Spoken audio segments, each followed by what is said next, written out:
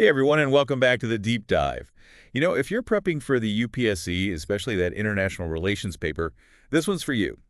Today, we're diving into globalization and what it means for, well, the state. Yeah, it's a classic NIR, right? You think you've got a handle on it, and then bam, there's a whole other layer. Totally, and that's why we're here. We've got research, analyses, all sorts of perspectives. We're going to look at three main takes on this whole globalization state power thing. And it gets tricky. Some argue globalization makes states almost irrelevant. Others say states are adapting and finding new ways to flex their power. It's a spectrum for sure. Exactly. So, UPSC folks, get ready to level up your understanding. And everyone else, get comfortable, because things are about to get deep. All right, let's kick things off with this idea of a borderless world. Academics call it post-sovereign governance. It's a bit radical, honestly. States becoming irrelevant. That's a pretty big claim. What's fueling this whole post-sovereign thing? Interconnectedness. Globalization's driven by, well, tech, communication, everything's faster. Information just flows across borders, makes it tough for states to control what people see or share. It really challenges that old school idea of sovereignty, total control within your borders. That makes sense. It's like, try censoring something online. Good luck with that. You take it down one place, it pops up 10 more. It's a losing battle. And it's not just information either.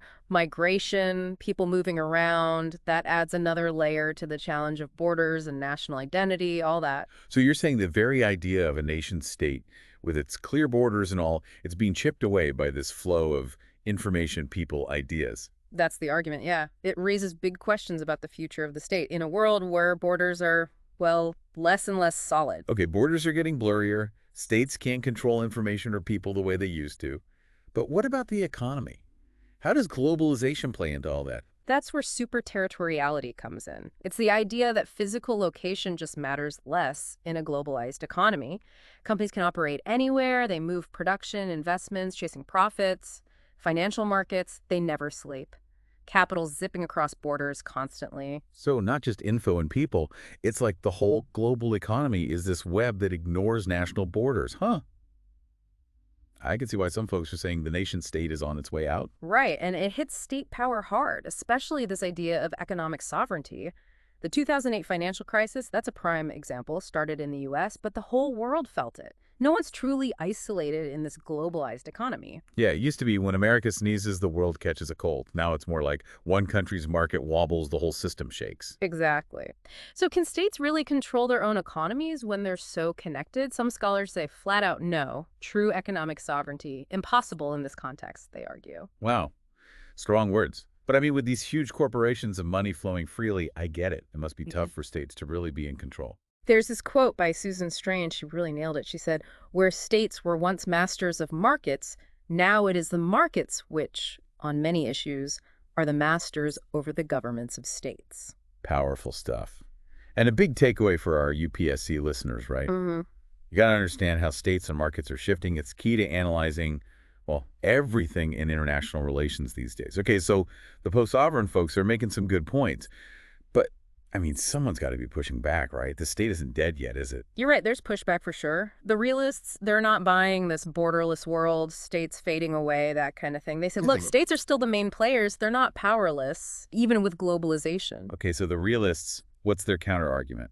How do they see states holding on to power? Their argument is that even with interconnectedness, states still control their territory, their people. Think about it. National security, border control, law enforcement, that's all still very much the state's domain.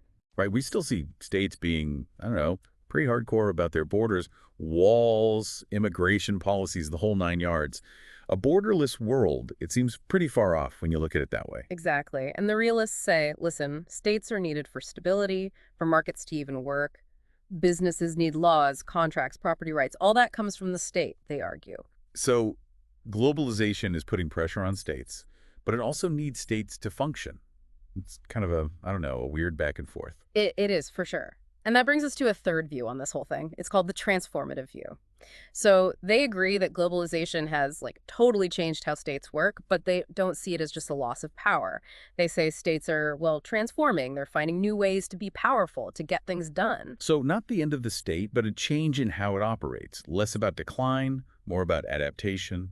Yeah, think about it. States are working together more and more. The G20, World Trade Organization, IMF, all these international groups, it's like they're pooling their sovereignty. They give up a little bit of individual control so they can have more influence together. Like, they realize they can get more done by teaming up than going solo. Hmm. Climate change, trade, these are global issues, right? Yeah, They need global solutions. exactly. And for you UPSC folks, this is important. You got to understand how states are adapting. Regional blocs like the EU, these international organizations, it's all part of the picture. So the transformative view, it's a lot more nuanced. It's not like one replacing the other, state versus globalization. It's more like a, I don't know, a dance. States are adjusting, cooperating, sometimes competing. It's all happening at once. Absolutely. And this brings up a big question. Is globalization going to shrink state power in the long run? Or are states finding ways to, not just survive, but thrive in this new world?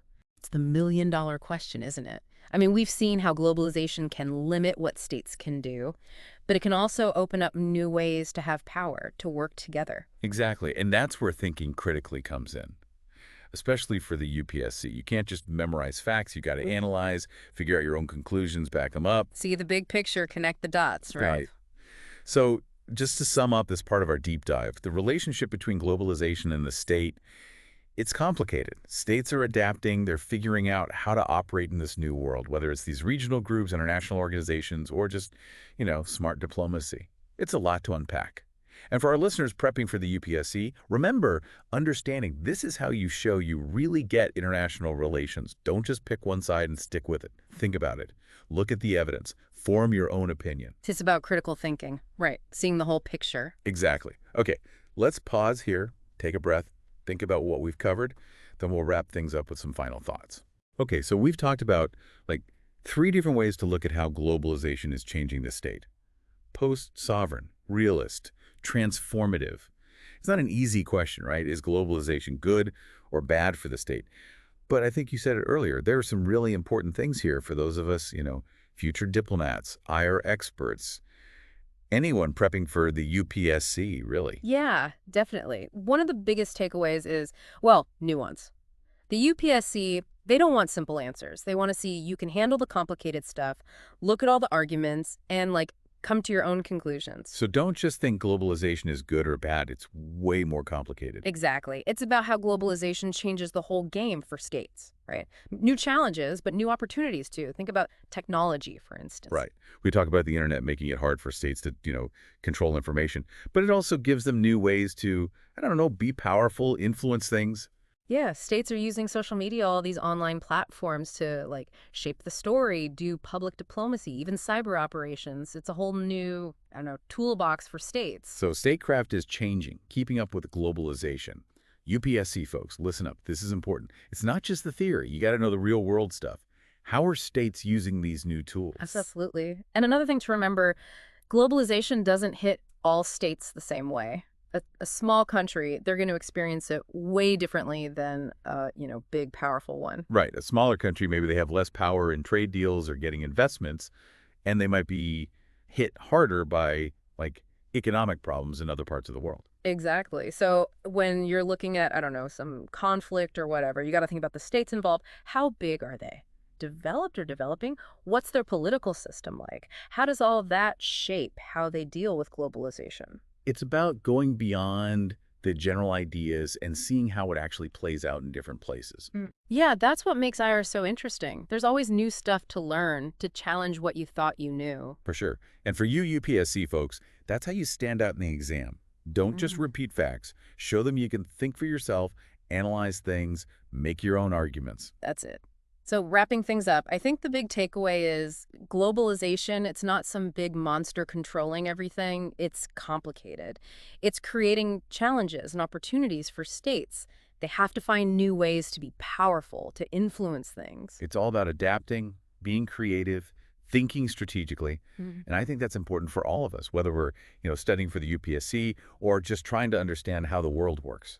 It is. And remember, learning about IR, it never really ends. There's always more to explore, more to learn. Well said. So thanks for joining us on this deep dive into globalization and the state. We hope you learned something and maybe even had a little fun along the way.